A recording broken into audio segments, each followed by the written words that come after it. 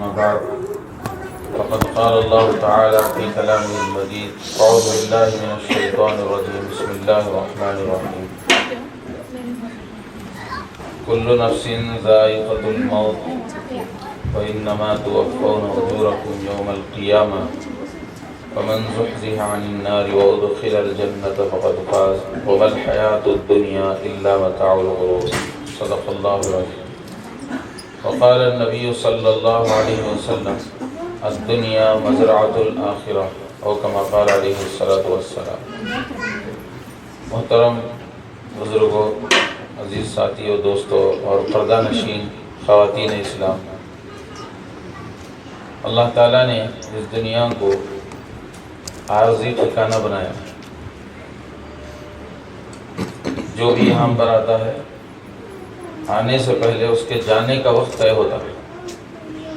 مشکاۃ شریف حدیث کی بڑی کتاب ہے، اس کے اندر یہ روایت آئی ہے جب ماں کے پیٹ میں بچہ 4 مہینے کا ہوتا ہے تو اس کی 4 چیزیں لکھی جاتی ہیں۔ حدیث میں ہے سب سے پہلے اس کی موت کی تاریخ لکھی جاتی ہے کہ کب مرے گا، ابھی روح ڈالی جا رہی ہے اس وقت میں موت کی تاریخ طے ہوتی ہے۔ اور دوسرے اس کی روزی طے کی جاتی ہے کہ کتنا کھائے گا، کتنا کمائے گا۔ تیسرے یہ کہاں کہاں رہے گا، کیسے زندگی گزارے گا۔ چوتھے یہ خوش نصیب ہوگا یا بد نصیب ہوگا، جنتی ہوگا یا دوزخی ہوگا۔ یہ پوری تفصیلات ماں کے پیٹ میں جب بچہ 4 مہینے کا ہوتا ہے اس وقت میں لکھی جاتی ہے۔ اور دنیا میں جتنے بھی آدم علیہ السلام سے لے کر اب تک نیک لوگ جو بھی انسان آئے ان کا وقت جب ختم ہوا تو اللہ کے پاس چلے گئے۔ خود ہمارے اور آپ کے نبی حضرت محمد صلی اللہ علیہ وسلم جن کے طفیل میں اللہ نے ساری دنیا بنائی، کائنات بنائی، ایسے نبی کی مکمل عمر 63 سال ہے، 60 پر 3 سال۔ اللہ چاہتا تو نوح علیہ السلام سے بھی بڑی عمر دے سکتے، 2000 برس 4000 برس بھی ہمارے نبی صلی اللہ علیہ وسلم کی عمر ہو سکتی، لیکن اللہ اس خراب دنیا کے اندر اچھے لوگوں کو زیادہ دن نہیں رکھتے۔ دنیا جو ہے دھوکے کا گھر ہے، دھوکے کا سامان ہے، اس کے اندر نیک لوگوں کو اللہ زیادہ دن نہیں رکھتے۔ حضرت نوح علیہ السلام کی عمر قرآن میں خود اللہ تعالیٰ فرماتا ہے کہ وہ اپنی قوم میں دین کی دعوت کا کام کیے 950 برس، 950 برس تک لوگوں کو بت پرستی سے، شرک سے بچاتے رہے، اللہ کی طرف بلاتے رہے۔ ان کی عمر 1000 برس سے زیادہ تھی، کس کی؟ حضرت نوح علیہ السلام۔ اسرائیل علیہ السلام جب ان کی روح قبض کرنے کے لیے آئے تو انہوں نے پوچھا کہ تم اتنے لمبے زمانے تک دنیا میں رہے، 1000 برس سے زیادہ دنیا میں رہے، تم نے دنیا کو کیسے پایا، اس زندگی کو کیسے پایا؟ آپ حضرات بات سمجھ میں آ رہی ہے؟ تو حضرت نوح علیہ السلام جو بڑی عمر والے پیغمبر ہیں، انہوں نے اسرائیل علیہ السلام ملک الموت سے کہا کہ اتنی لمبی زندگی میں گزارا، ایسے محسوس ہوا جیسا کہ ایک محل ہے، ایک بڑا محل ہے، اس کے 2 دروازے ہیں، ایک دروازہ آنے کا اور ایک دروازہ باہر جانے کا، انٹرس ایگزٹ۔ تو میں ایسا محسوس کیا 1000 برس جینے کے باوجود بھی، ایک دروازے سے داخل ہوا، چلتے چلتے اگلے دروازے سے باہر نکل، 1000 برس ایسے گزر گئے۔ تو دنیا میں چاہے کتنے بھی دن رہو، لیکن یہ دنیا کی زندگی تھوڑی۔ قل متاع الدنیا قلیل، اللہ تعالیٰ فرماتا ہے اے نبی صلی اللہ علیہ وسلم آپ لوگوں سے کہہ دیجئے دنیا کا نفع، دنیا کی زندگی اور دنیا کے فائدے کی چیز وہ بالکل تھوڑی، قلیل۔ اللہ دنیا کو بنانے والا ہے، تو جب وہ کہہ رہا ہے کہ اس کا جتنا بھی نفع ہے، جتنے بھی محلات میں رہو، نرم نرم بستروں میں آرام کرو، مرغن غذائیں کھاؤ، جو کچھ بھی کرو، یہ نفع تھوڑا ہے۔ وَالْآخِرَةُ خَيْرٌ لِمَنِ اتَّقَى، آخرت کی زندگی پرہیزگاروں کے لیے بہت بہتر ہے، مرنے کے بعد کی زندگی پرہیزگاروں کے لیے، متقیوں کے لیے، اللہ سے ڈرنے والوں کے لیے بہت بہتر ہے۔ تو اس دنیا میں جو ہے آزمائشیں ہر ایک کے اوپر آتی ہیں اور آنا ضروری ہے۔ آزمائش، امتحان، ایگزام، ہر ایک کا امتحان الگ الگ ہے۔ آج دوپہر میں ظہر کے بعد ایک صاحب میرے پڑوس میں رہتے ہیں، کوثر نگر بول کے ہے، وہاں پر رہتے ہیں، ان کی شادی ہو کر 22 سال ہو گئے، اولاد نہیں، بچے نہیں، 2-3 عمریں بھی کی ہے، وہاں بھی حرم شریف میں بھی دعا کی ہے اور بہت سارے علاج کیے ڈاکٹروں کے پاس، اسپیشلسٹ۔ اب آ کے وہی بول رہے تھے، حضرت مجھے اولاد کے لیے دعا کرو، یہ بڑی پریشانی ہے۔ تو ہم نے کہا کہ بھائی اللہ تعالیٰ دینے والا ہے، بعضوں کو اللہ دے کر آزماتا ہے، اولاد دے کر آزماتا ہے، اور بعضوں کو اللہ اولاد نہ دے کر آزماتا ہے۔ آئیے ذرا جگہ دی۔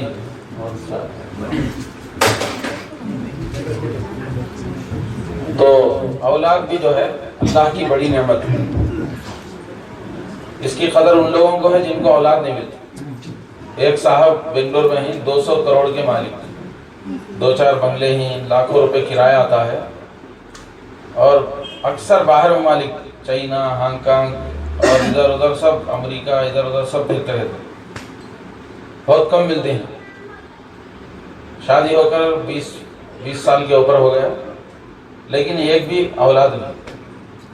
کس کے لیے محنت کر رہے ہیں؟ 200 کروڑ کے مالک، جمعہ کی نماز ہماری مسجد میں آتے ہیں، ایئرپورٹ روڈ میں گھر ہیں ان کے، بہرحال لیکن اولاد نہیں۔ اللہ تعالیٰ ان کو وہاں آزمائش میں ڈالا ہے۔ تو جن کو اولاد ملتی ہے وہ بھی آزمائش میں، کیونکہ شروع سے جو ہے بچپن سے ان کی ذمہ داریاں بڑھ جاتی ہیں۔ بچہ بچی پیدا ہونے کے بعد لوگ تو مٹھائی بانٹتے ہیں، لیکن اس کے بعد کی ذمہ داریاں بہت بڑی ہوتی ہیں، ان کی بیماری، آزاری اور سب چیزیں برداشت کرنا ہوتا ہے۔ تو اولاد جن کو ملی ہے وہ بھی آزمائش میں ہی، اور اولاد ملنے کے بعد جو ہے بڑی عمر تک پہنچے، شادی کی عمر، پڑھ کر کمانے کے قابل بنے، یہاں تک جو ہے ماں باپ کی ذمہ داری ہے کہ ان کو دیندار بنائیں، نیک بنائیں، اور دین کا ماحول گھروں میں ان کے لیے فراہم کرے۔ لیکن اللہ تعالیٰ جو ہے بعض اوقات بعض بچوں کی عمر مختصر ہی رکھتا ہے۔ ایک صاحب کا واقعہ آج سے 5-6 سال پہلے، وہ لڈو لا کر، مٹھائی لا کر تقسیم کر رہے تھے دوستوں کو۔ کیا بھائی؟ بیٹا ہوا، مٹھائی تقسیم کی سب رشتہ داروں میں، دوستوں میں۔ اگلے دن بول رہے ہیں، حضرت افسوس کے ساتھ کہنا بتاؤ بچے کا انتقال ہوا۔ ایک دن ہی بچہ صحت مند تندرست پیدا ہوا اور کوئی پرابلم نہیں، ایک دن زندہ رہا، اگلے دن اس بچے کا انتقال ہوا۔ جس دن پیدا ہوا اسی دن مٹھائی کھلائے، کئی کلو مٹھائی دوستوں میں، رشتہ داروں میں، اگلے دن افسوس کی خبر سنا رہے، اور وہی لوگ مٹھائی کھانے والے اس کے جنازے میں شرکت کر رہے۔ تو کیا گزری ہوگی اندازہ کیجیے۔ تو یہ دنیا جو ہے خوشیوں اور غمیوں کا ملا جلا سنگم ہے۔ آج خوشی ہے تو کل غمی، کل غمی تھی تو آج خوشی۔ عید کے دن بھی جنازے جاتے ہیں لوگ، تو عید کے دن اچھے اچھے کپڑے پہن کر عیدگاہ کو جا رہے ہیں اور ساتھ میں جنازہ بھی جاتے ہیں۔ موت کو کبھی جو ہے چھٹکارا نہیں۔ اور اس زمانے میں بیماریاں فاسٹ ہو گئی ہیں تو موت سپر فاسٹ ہو گئی، موت سپر فاسٹ ہو گئی۔ چلتے چلتے آدمی کا کیا کچھ ہوتا ہے کچھ پتہ نہیں۔ آج سے 8-9 سال پہلے فریزر ٹاؤن کے ایریا میں ایک بہت بڑی جویلری کی دکان اوپن ہونے والی تھی، حیدرآباد کے رہنے والے، اور پیپر میں آیا تھا 10 اپریل کو اوپننگ ہوگی، اور اس میں کوئی فلاں منسٹر وغیرہ سب آئے ہیں۔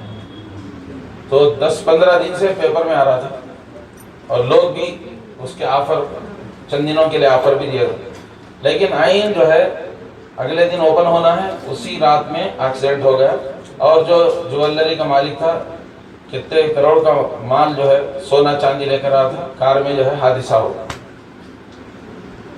تو پھر وہ پوسٹپینڈ ہو گیا، اب مالک ہی نہیں رہا تو اس کے ذہن میں کتنے منصوبے ہوں گے، کیا کیا یعنی آج اوپن ہو رہا ہے، فلاں منسٹر آئے گا اور میرا کاروبار ایسا چلے گا، لیکن رستے میں جو ہے چلا گیا۔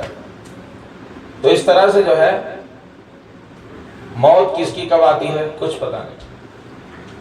کچھ لوگ، اور ایک ڈاکٹر اچھے اسپیشلسٹ ہے، گوا کے لیے ٹور کے لیے 3-4 دن کے لیے گئے، وہاں لارجنگ میں رہے اور گھومے پھرے، آخری دن جو ہے نہانے کے لیے گئے کسی ندی پر یا جہاں بھی ہو، تو اللہ کا کرنا ایسا ہوا کہ وہ ماہر ڈاکٹر جو ہے اسی میں بہہ کر چلے گئے، ان کے ساتھ ان کی فیملی وغیرہ تھی، سب جو ہے آخر باڑی کئی گھنٹے تلاش کرنے کے بعد ملی، پھر اس کے بعد لے کر آیا، اور ان کو کیا پتا تھا کہ میرا یہ آخری سفر ہوگا، تو اس لیے جو ہے ہم غفلت کی زندگی نہیں گزار سکتے،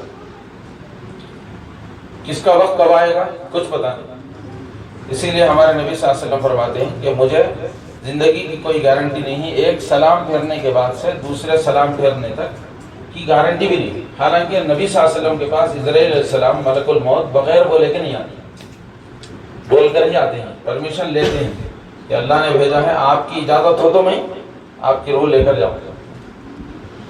اس کے باوجود بھی ایک حدیث میں ایک واقعہ ہے، اللہ کے نبی صلی اللہ علیہ وسلم ہمیشہ باوضو رہتے تھے، وضو کے ساتھ رہتے تھے، تو ایک دفعہ ایک سفر میں جا رہے تھے، کچھ صحابہ بھی آپ صلی اللہ علیہ وسلم کے ساتھ تھے، تو اللہ کے نبی صلی اللہ علیہ وسلم استنجا کے لیے گئے، قضاء حاجت کے لیے، اور وضو کرنے کے لیے پانی تھوڑی دوری پر تھا، تھوڑے فاصلے پر تھا، تو وہاں وضو کرنے کے لیے جانے سے پہلے اللہ کے نبی صلی اللہ علیہ وسلم دیوار پر یا کسی چیز پر تیمم کیے، تیمم فرمائے، پھر اس کے بعد جا کر وہاں وضو کیے، صحابہ اس عمل کو نوٹ کیے اور پوچھا، اے اللہ کے نبی صلی اللہ علیہ وسلم، پانی وہاں تھا وضو کے لیے، آپ سیدھے جا کر وضو کر لیتے، لیکن آپ پہلے تیمم کیے اس کے بعد جا کر وضو کیے، اس میں کیا حکمت ہے؟ تو اللہ کے نبی صلی اللہ علیہ وسلم نے فرمایا، بات دراصل یہ ہے کہ میں ہمیشہ باوضو رہتا ہوں، اور پانی کے پاس جانے سے پہلے اگر میری موت آ گئی تو بغیر وضو کے دنیا سے جانا پڑے، اس لیے میں نے تیمم کر لیا۔ دیکھیے، حالانکہ اللہ کے نبی صلی اللہ علیہ وسلم کے پاس بغیر اجازت کے اسرائیل بھی نہیں آتی، بغیر اجازت کے روح نہیں لے آتی۔ تو اس حدیث سے دو باتیں معلوم ہوئی، ایک بات تو یہ معلوم ہوئی کہ اللہ کے نبی صلی اللہ علیہ وسلم ہمیشہ باوضو رہتے، جب بھی وضو ٹوٹ جاتا وضو کر لیتے، اگر پانی نہیں ملا تو تیمم کر لیتے، یہ سنت ہے۔ اور دوسری بات یہ معلوم ہوئی کہ موت کے سلسلے میں کتنے فکر مند رہتے تھے کہ اسرائیل اگر ابھی آ جائے تو میں بغیر وضو کے جانا پڑے گا، بغیر طہارت کے جانا پڑے گا۔ اور علماء نے لکھا ہے کہ جو آدمی ہمیشہ باوضو رہتا ہے، وضو ٹوٹا تو وضو بنا لیا کنٹینیو، تو اس کو 3 فائدے ملیں گے، 3 انعامات ملیں گے، ایک تو عافیت اور برکت کی روزی ملے گی، اور دوسرا ٹینشن فری زندگی ہوگی، سکون ملے گا، اور تیسرا مہلک بیماریوں سے اور بڑی بڑی بیماریوں سے اللہ اس کی حفاظت فرمائے۔ یہ وضو کی سنت کی برکت، ہمیشہ باوضو رہنے سے۔ اب یہ کورونا وائرس وغیرہ سب یعنی ایسے وائرس وغیرہ پہلے بھی آئے ہیں، بہرحال اللہ تعالیٰ باوضو رہنے والوں کی حفاظت فرمائے۔ اور دعاؤں میں ہمارے نبی صلی اللہ علیہ وسلم کی دعاؤں میں اتنی بڑی تاثیر ہے، ہر دعا کے اندر حفاظت ہے، سیفٹی، ہر دعا کے اندر ایک سیفٹی۔ ایک صاحب ہمارے پاس پڑھتے تھے 70 سال کی عمر میں، اب ہم ان کو جو ہے دعائیں وغیرہ سکھائے تھے۔ ایک دفعہ قادریہ مسجد میں جمعہ پڑھ کے نکلے ہیں، 2 ویلر تھی ان کے پاس، تو جمعہ پڑھ کے قادریہ سے نکلے، 1 کلومیٹر بھی نہیں گئے، سامنے سے کوئی نوجوان فاسٹ آ کے ان کو ٹکر مار دیا، گاڑی چپک گئی اور وہ 10 فیٹ کی دوری پر جا کر گر گئے، ان کے کپڑے بھی پھٹ گئے، لیکن ذرا برابر جسم کو کچھ زخم نہیں آیا، دھکا نہیں لگا، ہڈی نہیں توڑی، گاڑی بھی چپک گئی، کپڑے بھی پھٹ گئے۔ اب ان کے گھر والے تعجب سے، تمہیں کیسا بچے، اتنے بڑے حادثے سے کیسا بچے تمہیں، کپڑے پھٹ گئے، گاڑی چپک گئی، دوسرے دن میں نکاح پڑھانے کے لیے جمعہ کے ہفتے کے دن کاٹ لیا گیا، تو پھر وہاں نکاح کی مجلس میں وہ صاحب تھے، تو مجھے ایک ساتھی سنائے تھے کہ حضرت تمہارے پاس پڑھتی نہ ہونا، ان کے ساتھ ایسا واقعہ پیش آیا ہے. بولے بھائی تمہارا واقعہ کل حضرت تمہیں دعاؤں کی برکت سے بچ گیا، میں نہیں تو مشکل تھا. بہت تیزی سے وہ نوجوان آیا اور میں 10 فٹ کی دوری پر جا کر گر گیا، گاڑی چپک گئی، میرے کپڑے پھٹ گئے. الحمدللہ ایک ذرا برابر بھی فراق نہیں آیا، دھکا نہیں لگا. تو یہ کیا ہے؟ دعاؤں کی برکت. دعاؤں کی برکت. اللہ کے نبی صلی اللہ علیہ وسلم کی ہر دعا میں حفاظت، سیفٹی میں ہوتا. آدمی باہر نکلتے وقت بسم اللہ توکلت علی اللہ لا حول ولا قوت الا باللہ. الحمدللہ ایک ذرا برابر بھی فراق نہیں آیا، دھکا نہیں لگا. تو یہ کیا ہے؟ دعاؤں کی برکت. دعاؤں کی برکت. اللہ کے نبی صلی اللہ علیہ وسلم کی ہر دعا میں حفاظت، سیفٹی میں ہوتا. آدمی باہر نکلتے وقت بسم اللہ توکلت علی اللہ لا حول ولا قوت الا باللہ یہ پڑھ لے تو جا کر آنے تک سیفٹی میں رہتے. تو ہم بھی پڑھیں، ہمارے بچوں کو بھی تعلیم دیں، مستورات بھی پڑھیں. دوسری چیزیں تو ہم کو سب یاد ہوتی ہیں، لیکن دعاؤں میں ذرا، آپ کی بات نہیں بول رہا بھائی، ایک عام ماحول. سواری میں بیٹھے بسم اللہ بول کر بیٹھے، آیت الکرسی پڑھیں. آیت الکرسی پڑھنے سے فرشتے ساتھ ہوتے ہیں، اللہ کی طرف سے حفاظت ہوتی ہے. اور 4 سورہ 7 مرتبہ پڑھیں. سورہ کافرون قل یا ایھا الکافرون 7 مرتبہ. سورہ نصر اذا جاء نصر اللہ 7 مرتبہ. پھر قل هو اللہ احد، قل اعوذ برب الفلق، 5 سورہ 7 مرتبہ پڑھیں. اور دعائیں جو حدیثوں میں آئی ہیں، تو انشاءاللہ بہت سیفٹی میں رہیں گے. کئی ایک حادثہ، تو ایک صاحب بتا رہے تھے حضرت میں کار کی ڈرائیونگ کر رہا تھا، 70 کی اسپیڈ پہ تھی، سامنے سے ایک ٹیمپو آئی بہت تیزی سے. اب میں یہ دعائیں پڑھ کر ہی جا رہا تھا، سامنے سے کلمہ پڑھ لیا، پتہ نہیں کیا ہوگا. 1 سیکنڈ کے اندر جو ہے وہ پلٹا دیا، ورنہ میرے جنازے کی نماز اب تک پڑھاتے بلکہ ایک صاحب. تو یہ کیا ہے؟ اللہ تعالیٰ دعاؤں میں بڑی حفاظت رکھے ہیں. خیر اس کے باوجود بھی جو ہے اگر موت کسی کی وہاں مقدر ہے تو آنی ہی. اور شہید کی کئی قسمیں بتائی ہیں کتابوں کے اندر احادیث کی روشنی میں. ایک تو حقیقی شہید کیا ہے؟ اللہ کے راستے میں جا کر دشمنوں سے لڑتے لڑتے شہید ہو جائے. حکمی شہید جیسے چھت گر کے مر گئے لوگ، شہادت کا مرتبہ. دیوار گر گئی، اوپر دب گئے، شہادت کا مرتبہ. پانی میں تیر رہے تھے، ایسے ہی جان بوجھ کے نہیں، مرنے کے لیے نہیں، تو ڈوب گئے، شہیدی موت. اور حادثات کی موت، راستے میں جو ایکسیڈنٹ ہوتا ہے تو اس میں جن کا انتقال ہوتا ہے اس کے بارے میں بھی کتابوں میں لکھا ہے، وہ بھی شہیدی موت ہے. شہادت کا درجہ اللہ ان کو عطا فرمائے. اور جو کنواری لڑکی اپنی جوانی کی حفاظت کر رہی تھی اور اچانک اس کا انتقال ہو گیا، پاک دامن عورت تھی، اس کو بھی شہیدی موت. اور جو عورت ڈلیوری کے موقع پر بچہ پیدا ہو رہا ہے، اس موقع پر جو ہے اسی تکلیف میں اس کا انتقال ہو جائے تو شہیدی موت. ایسے 60 یا 62 قسمیں شہیدوں کی کتابوں میں لکھے. اب جو ہے جو مجلس ہماری گھر میں منعقد ہے، ہمارے آصف سیٹھ صاحب کے جو ہے فرزند ارجمن احمد سیٹھ، اللہ ان کی مغفرت فرمائے. نوجوان ابھی ہونہار 14 یا 15 سال عمر تھی، 14 سال ابھی بالغ نہیں تھے نا، ابھی جی 15 سال چل رہا تھا. اللہ کی کیا مصلحت ہے. جب یوسف بھائی فون کیے کل یا پرسوں تو مجھے بھی بڑا افسوس ہوا کہ ایسا نوجوان جو ہے ہونہار اور دینی جذبہ رکھنے والا نوجوان. ابھی بتا رہے تھے یوسف بھائی کہ ماشاءاللہ ہر ایک کو سلام کر کے مصافحہ کرتے تھے اور اسی طرح سے جو ہے اچھے اخلاق، نماز کے لیے بےتاب رہتے تھے. لاک ڈاؤن میں مسجدیں بند تھی، بڑے بڑے لوگ بھی نہیں آتے تھے، تو بچہ جو ہے امی کو بولتے کہ امی میں نماز مسجد کو جا کے پڑھوں گا. اور اچھا جذبہ تھا، دینی جذبہ، دین کی باتیں سننے کا. ماشاءاللہ یہ بڑی خوشی کی بات ہے. تو یہ جذبے کے ساتھ وہ بچہ جو ہے اللہ کو پیارا ہو. اس کو کیا معلوم کہ ایک بہانہ ہے موت کے لیے، کوئی چیز لانے کے لیے گئے، اب جو ہے رستے میں ایسا حادثہ، کسی کو بھی پتہ نہیں تھا گھر والوں کو. خیر اللہ تعالیٰ جو ہے ایسے حادثے پیش کر کے ہمارے اوپر آزمائش کرنا چاہتے ہیں تاکہ ہم صبر کا دامن تھامتے ہیں یا نہیں. صبر کریں گے تو اس کا انشاءاللہ اجر ہوگا. واقعی غم ہوتا ہے، خاص کر ماں باپ پر، والدہ پر، والد بہت بڑا غم ہوتا ہے، کیونکہ بچے کو جو ہے بچپن سے پال پوس کے ایک قابل بنائیں، 14-15 سال کی عمر کے قابل تک. اب امیدیں باندھی رہتی ہیں ہمارا بچہ اچھا پڑھے گا، آگے بڑھے گا، یہ بنے گا، یہ بنے گا. پھر اچانک ایسا حادثہ پیش آئے تو پوری امیدوں پر پانی پھر جائے. بہت غم ہوتا ہے. دوسرے لوگوں کو اس کا اتنا احساس نہیں ہوتا، ماں باپ پر بڑا گہرا اثر ہوتا. تو اس لیے جو ہے اللہ کے نبی صلی اللہ علیہ وسلم کے فرزند ارجمن اور آپ کی اولاد کا واقعہ بھی ہم یاد کر لیں کہ اللہ کے نبی صلی اللہ علیہ وسلم کے جتنے نرینہ بچے، جتنے لڑکے تھے 4 یا 5، وہ پورے بچپن میں گزرے. حضرت ابراہیم اللہ کے نبی صلی اللہ علیہ وسلم کے بیٹے 4 سال کی عمر میں گزرے. آپ صلی اللہ علیہ وسلم کی آنکھوں سے آنسو جاری ہو رہے اور دار و قطار آنسو جاری ہو رہے ہیں. تو ایک صحابی نے پوچھا یا رسول اللہ آپ کو بھی رونا آتا ہے، آپ بھی روتے ہیں؟ تو اللہ کے نبی صلی اللہ علیہ وسلم ہاں میں بھی انسان ہوں، میرے دل میں بھی بچے کی محبت ہے اور میرا دل غم زدہ ہے، آنکھوں سے آنسو بے اختیار نکل رہے ہیں.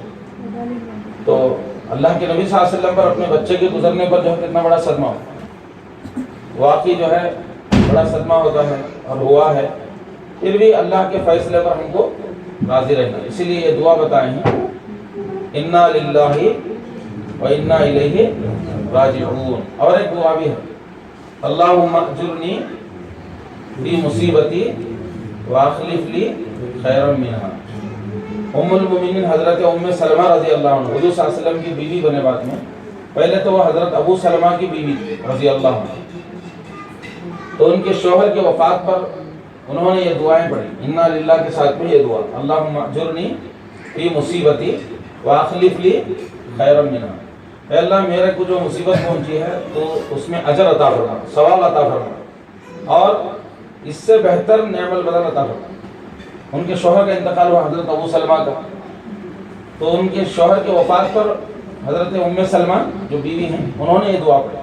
وہ سوچ رہے تھے کہ میرے اس شوہر سے اچھے کون ملیں گے، کیونکہ اللہ کے نبی صلی اللہ علیہ وسلم فرمائے تھے کہ جو مصیبت کے وقت یہ دعا پڑے گا اللہ اس سے بہتر چیز عطا فرمائے گا. تو ان کے شوہر سے بہتر کون ہوگا یہ سوچ رہی تھی. لیکن بعد میں چل کر کے اللہ تبارک و تعالیٰ نے یہ انتظام فرمایا کہ ہمارے نبی صلی اللہ علیہ وسلم ان کے شوہر ہو. تو سوچنے لگی واقعی اس دعا کی برکت. اور حدیث پاک میں ہے کہ جن لوگوں پر مصیبتیں آتی ہیں اور آزمائشیں، حالات آتے ہیں، اگر وہ صبر کریں، اللہ کے خلاف شکایت نہیں کریں. ابھی چند دن پہلے ہمارے علاقے میں ایک نوجوان کا انتقال ہوا، 30-35 سال کا نوجوان. تو اس کے والد بول رہے تھے ہمیں بھی دیکھنے کے، اللہ حضرت مجھے لے لیتا تو اچھا تھا، میرے بیٹے کو لیا اللہ. ہے نا دکھ میں بول رہے ہو، لیکن یہ جملے اللہ کو پسند نہیں. کیونکہ اللہ کی کیا حکمت ہے، کیا مصلحت ہے، کون جانے. انہوں بھی بیمار ہیں، علاج چل رہا ہے، باپ بھی بیمار ہیں، لیکن بے اختیار ان کے منہ سے جملے ہمیں بولے ایسا نہیں بولنا، ہمیں اللہ کو رائے نہیں دے سکتے کہ مجھے اللہ لے لیتا، میرے جوان بیٹے کو رکھ دیتا، ایسا رائے نہیں دے سکتے. اللہ کے فیصلے پر راضی ہونا ہے، صبر کرنا ہے، دعا کرنا ہے. حدیث میں ہے کہ جو لوگ مصیبتوں کو جھیل کر آتے ہیں، دنیا میں آزمائشوں کو جھیل کر آتے ہیں، بیماریاں، فقر و فاقہ، تنگ دستی اور حالات پر حالات، فلاں کا انتقال ہوا، فلاں کا یہ ہوا، یہ ہوا، بیمار پڑے، لیکن اللہ کے خلاف شکایت نہیں کیا، صبر کر کے آتے ہیں، تو قیامت کے دن اللہ تعالیٰ ان کے اتنے درجے بلند کرے گا. جو لوگ ناز و نعمت میں پلے ہوں گے، جن کو کبھی کوئی بیماری نہیں آئی، کبھی کوئی حادثہ پیش نہیں آیا، کبھی کوئی مصیبت نہیں آئی، آرام سے مزیدار زندگی گزری، بڑے بڑے بنگلوں میں، عالیشان ایئر کنڈیشن چیزوں میں، کوئی ٹینشن نہیں ہے. تو ایسے لوگ جو ہے ان مصیبت والوں کو دیکھ کر یہ تمنا کریں گے کہ کاش کے ہمارے جسم کے ٹکڑے ٹکڑے کر دیے جاتے، قینچیوں سے ہمارا جسم کاٹا جاتا، پیس پیس ٹکڑے ٹکڑے کر دیے جاتے، تاکہ ہم کو بھی یہ درجہ مل جائے. تو جن لوگوں پر دنیا میں مصیبتیں، حالات آتے ہیں، گھبرانے کی ضرورت نہیں، کیونکہ اللہ ہمارے ساتھ ہے. صبر کرنے والوں، ان اللہ مع الصابرین، مصیبت میں صبر کرنے والوں کے ساتھ کون ہے؟ اللہ ہے. تو جب اللہ ہمارے ساتھ ہے تو پھر اس کی کیا ضرورت ہے؟ بڑے بڑے لوگوں پر بڑی بڑی آزمائش، ابراہیم علیہ السلام پر اتنی بڑی آزمائش، کوئی ان کے علاوہ ایمان والا نہیں تھا، پورے بت پرستوں میں، بت گھروں میں محنت کی اور لوگ بہت زیادہ ستائے۔ نمرود جو بادشاہ تھا اس نے تو آگ تیار کر کے اس میں پھینکا، 40 دن تک اس آگ میں رہے، لیکن پھر بھی اللہ کی طرف نظر، جو جتنا بڑا ہوتا ہے اتنی بڑی آزمائش ہے۔ ابھی کل ایک بزرگ آئے تھے، بہت بڑے عالم، تو وہ جو ہے سنا رہے تھے حضرت شیخ الاسلام حسین احمد مدنی رحمۃ اللہ علیہ، جنہوں نے ہندوستان کو آزاد کرایا، بہت بڑے بزرگ گزرے ہیں 50-60 سال پہلے۔ مدینہ منورہ میں حضور صلی اللہ علیہ وسلم کے روضہ اقدس کے پاس 14 سال درس حدیث دی، حدیث پڑھا ہے ہندوستان کے عالم مولانا شیخ الاسلام حسین احمد مدنی رحمۃ اللہ۔ مولانا ارشد مدنی، محمود مدنی، وہ سب ان کے والد، ارشد مدنی سب کے والد، محمود مدنی کے دادا۔ تو اس زمانے میں جو ہے حق کا کام کیے، دین کا کام کیے اور پورے ہندوستان کو آزاد کرانے میں پیش رہے، تو لوگ حضرت کی پگڑی کو جو امامہ باندھتے تھے اسے اٹھا کر پیروں میں روند، ٹوپی نکالے اور ان کے چہرے پر تھوک دیے، کڑوی کسیلی بولے، لیکن حضرت جو ہے تہجد میں اٹھ کر ان کے لیے دعائیں کرتے تھے، اے اللہ ان کو صحیح سمجھ عطا فرما، ان کو ہدایت دے، ان کو معاف کر۔ کتنے بڑے اخلاق، اتنے بڑے عالم، اتنے بڑے محدث حضور کے خاندان کے، لیکن ان کے ساتھ یہ برتاؤ ہے۔ تو جو آدمی جتنا بڑا ہوتا ہے اس کی آزمائشیں اتنی ہی بڑی ہوتی، لیکن حالات جیسے بھی آئے ہم اللہ سے ہمارا تعلق، کنیکشن برابر ہونا چاہیے اور بے صبری کا مظاہرہ نہیں ہونا چاہیے۔ تو بہرحال آپ کے گھر میں ہمارے آصف سیٹھ صاحب والد ہیں، ان کی والدہ، ان کی اہلیہ محترمہ پر بڑا صدمہ ہے۔ اللہ تعالیٰ سے ہم دعا کرتے ہیں کہ اللہ تعالیٰ آپ کو صبر جمیل عطا فرمائے، اجر جزیل عطا فرمائے۔ دیکھیے قرآن میں اللہ تعالیٰ ایک بچے کے قتل کا واقعہ سورہ کہف میں ذکر کیا۔ آپ حضرات سورہ کہف تو پڑھتے ہیں ماشاءاللہ، جمعہ کے دن سورہ کہف پڑھنا سنت ہے، 1 ہفتے تک سیفٹی میں رہنے کی بشارت ہے۔ قیامت کے قریب جو ہے دجال آئے گا تو اس کے بڑے بڑے فتنے ہوں گے، سورہ کہف میں اس کا توڑ ہے، ماشاءاللہ آپ سب حضرات پڑھتے ہیں۔ ہمارے علماء فرماتے ہیں کہ آج کے ماحول میں چونکہ ہم قیامت کے دور سے قریب ہیں، دجال کے دور سے قریب ہیں، تو روزانہ سورہ کہف پڑھنے سے بھی بہت بڑی حفاظت ہے۔ ہر آئے دن کوئی نہ کوئی فتنہ، NRC کا آیا، اور اسی طرح سے حالات بدلتے رہیں، اور آئندہ سال اور کیا کیا حالات آئیں گے کسی کو کچھ پتہ نہیں۔ تو بہرحال اس میں اللہ تعالیٰ نے حضرت موسیٰ علیہ السلام اور خضر علیہ السلام کا ایک واقعہ ذکر کیا۔ خضر علیہ السلام تو جانتے ہیں اللہ تعالیٰ ان کو تکوینی علم عطا فرمایا، تو موسیٰ علیہ السلام ان سے ملاقات کے لیے گئے، ملاقات ہوئی، لمبا واقعہ ہے شارٹ۔ اب ایک کشتی جا رہی تھی، اس کے تختے کو توڑ دیا، تو حضرت موسیٰ علیہ السلام پیغمبر ہیں، غصہ آیا، پوچھا ارے اچھی کشتی کو کیوں توڑ دیا؟ تو حضرت خضر علیہ السلام فرمائے کہ میرے ساتھ زیادہ بات نہیں کرنا ہے، پوچھنا نہیں ہے کیوں ہوا وہ، ساتھ میں رہنا ہے تو خاموش رہنا ہے۔ پھر جاتے جاتے کچھ بچے کھیل رہے تھے، ایک چھوٹا کم عمر بچہ 8-10 سال کے آس پاس، اس بچے کو جو ہے گلا دبا کر کے حضرت خضر علیہ السلام دبا دیا تو مر گیا، اس کا انتقال ہوا، قرآن میں ہے۔ اور بھی ایسے واقعات 3-4 واقعات قرآن میں اللہ ذکر کیے۔ تو حضرت موسیٰ علیہ السلام کو اس پر بھی غصہ ہے، یہ معصوم بچہ، چھوٹا بچہ، آپ کو کچھ بھی نہیں کیا ہے، آپ سے بات بھی نہیں کیا ہے، آپ نے اسے گلا کیوں دبا دیا، کیوں مار دیا؟ تو حضرت خضر علیہ السلام فرمائے خاموش رہو، بعد میں اس کی وجہ بتائی۔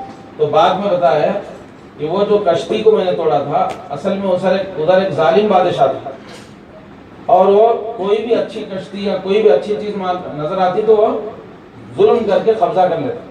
یہ غریب بیچاروں کی، مزدوروں کی کشتی تھی، ان کا گزر بسر اسی پر ہوتا کہ لوگ اس پر بیٹھتے، ادھر سے ادھر پہنچاتے، کرایہ لے لیتے۔